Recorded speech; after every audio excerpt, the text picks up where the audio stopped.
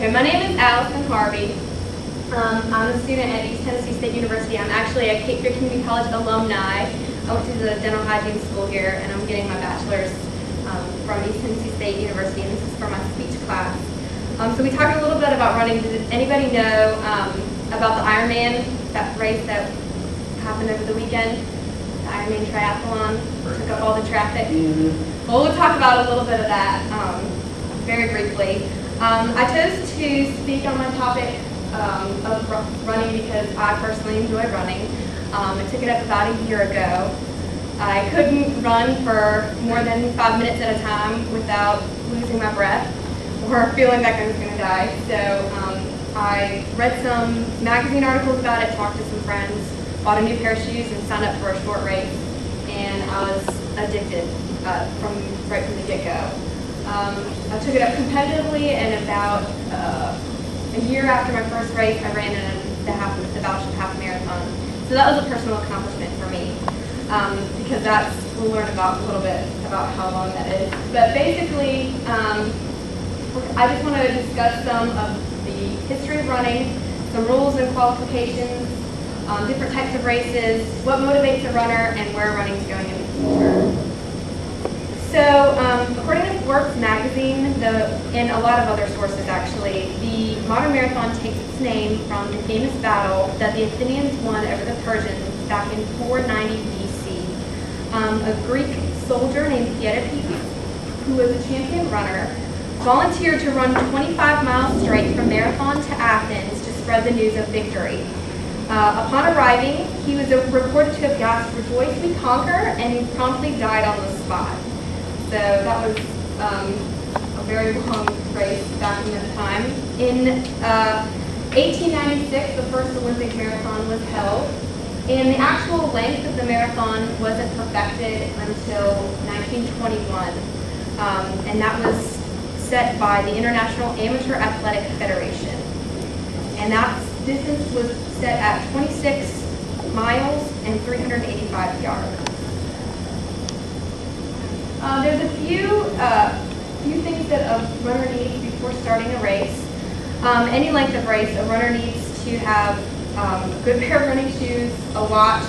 They wear a numbered bib in order to identify themselves in the race.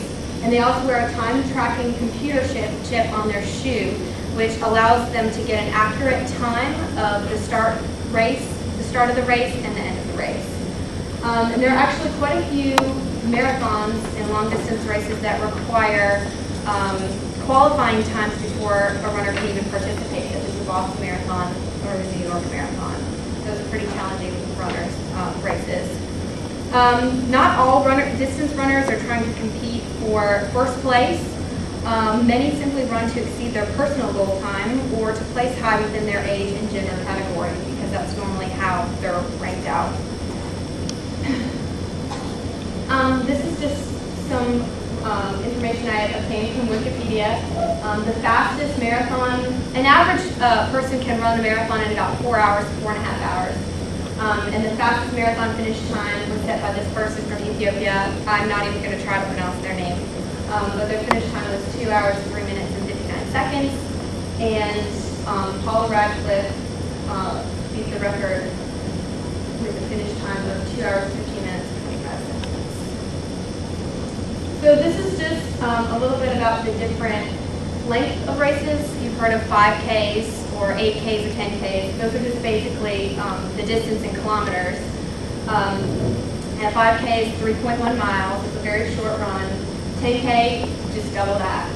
Half marathon is 13.1 miles. A full marathon, 26.2 miles. And an ultra marathon is something that is any run that is over 26.2 miles. It tends to range within the 50 to 100 miles. And as I spoke before, there's triathlons, which incorporate a swim, a bike, as well as a run. There's many different reasons why an athlete of any level would choose to run a race. Many do it for health benefits or weight loss. Most of the races will donate a lot of the entrance fees or a large portion of the entrance fees to charities, so some run in honor of family or friends. And also work groups will make a large donation, and they'll run in order to strengthen their bond as a workforce and motivate each other during training and as well on race day. Personal experiences can be a driving force to accomplish a race, as well as setting goals for yourself. And another great reason to run is that it allows you to clear your head and give you a chance to escape for a while and release some inner tension. The last thing I want to talk about is the future of running and where long distance races are going. It's exciting to see so many people taking interest of running, whether they're beginners or masters. There's plenty of options for people who want to challenge themselves more and push their bodies to the limit. As I spoke before of triathlons, which incorporates a run, a bike, and a swim, but those seeking more of a thrill can enter what's called an Ironman race, which incorporates a 2.4-mile swim, 112-mile bike ride, and then a full 26.2 marathon run, which is what we had over the weekend. There's also a half version of that. If you think that's not enough, consider the ultra marathon. Like as I said before, 50 to 100 miles or more, and that's normally run within one time period. It can last as long as 3 to 6 days. By far the most challenging race that I've ever read about was this thing called an extreme marathon.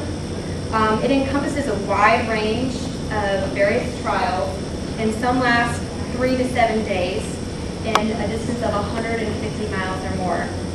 The most extreme thing about these races are the location and where they're held. This picture down here on the lower left is the Kalahari Agrabah's Extreme Marathon. It lasts 7 days and spans a distance of 155 miles. And the course travels the Kalahari Desert, where the temperatures can reach up to 104 degrees during the day and as low as 41 degrees at night. It goes through rivers, parks, private farmlands, and not to mention the arid desert as you see here. It's just really exciting to see where racing has evolved, and you can see that no matter where your level of running is, whether you're ready for an extreme marathon or a run around the park, running is an amazing sport to take up, and it truly benefits not just your body, but your heart and your soul. So thank you so much for listening to a little presentation on running. I really appreciate it.